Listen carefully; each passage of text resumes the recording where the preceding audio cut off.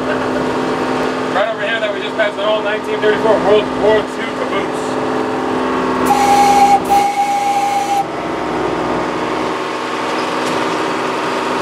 So this particular train is called the Old 97. This one's about 15 years old. It was made in our shop by a few of our workers by leftover materials in the shop, and they just kind of put it all together. It's a two-stroke diesel engine, the same two-stroke Detroit diesels that they had in during our World War II, and diesel submarines that the Germans had in their U-boats.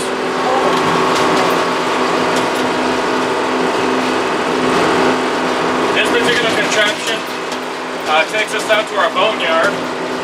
Our boneyard is where much more of our older trains are that were left over from other museums, donated by other museums, but also left over from the construction of Hoover Dam. Some of the buckets and a kerosene tanker, no kerosene and oil tanker you'll see off to the right-hand side as we pass by.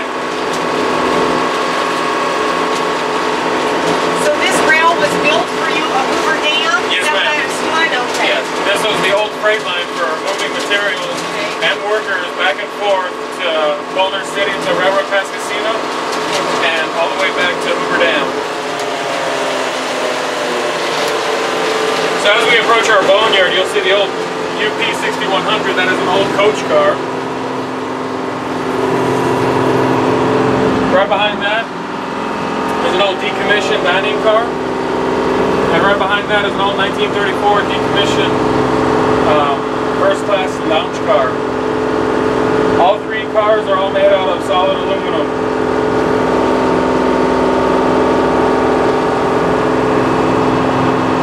On the right-hand side, you'll also see some trucks of a flatbed for a boxcar, and then you'll see a boxcar coming up. This boxcar traveled all around North America, including Canada. Now this particular monster coming up on the right-hand side is known as the Crab. As you can see to the left, there's a lot of lumber and everything, and the rails that we just passed of leftover materials. This particular contraption was made to help out the railroad back in the 1950s. As you can see, it is a very large crane and steam-powered crane and locomotive. Partial locomotive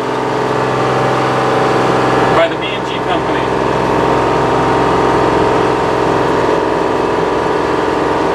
Coming up, right here up to the right is some old Western Pacific buckets, and also that kerosene and oil tanker that I spoke about, left over after the construction of Hoover Dam. As you know, that Hoover Dam had a lot of concrete.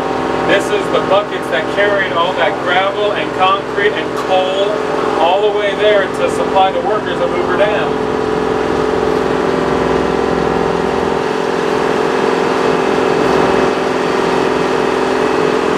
And we also have some triple trucks right here left over, just in case we need to replace them for a car or whatnot on one of our rail cars. Right up there is an old 1934 speeder on our side Y rail.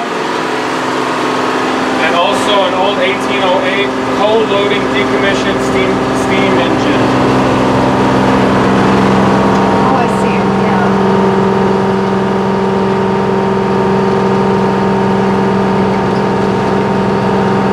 Me personally, I kind of love that speeder because it has a little roadrunner on top with a little horn and a little bell and everything. Speeders are fun, yeah. Oh,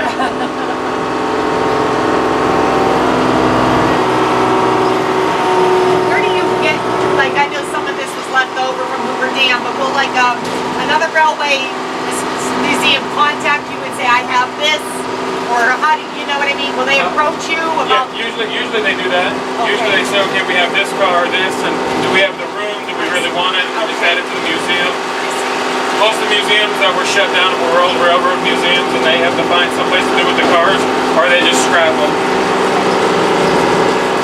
We're currently traveling on the line that was actually laid by the UP back in the construction of Hoover Dam. That's amazing. It's like such historical significance. People pass by it all the time. Yeah.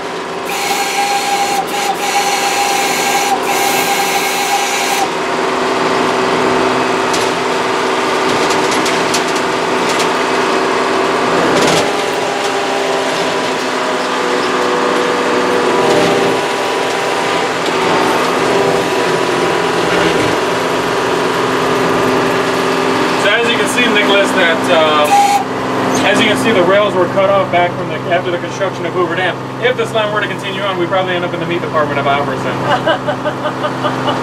Although, when you do go to Hoover Dam and you look out towards the right-hand side, towards the mountains, you will actually see the old caverns and the old tunnels still carved out with the rails still laid there to this day. And this track went all the way through the mountains, all the way to Hoover Dam. Really it's impressive. Yep. Of course, after the construction of Hoover Dam, they didn't need the rail anymore. Unfortunately,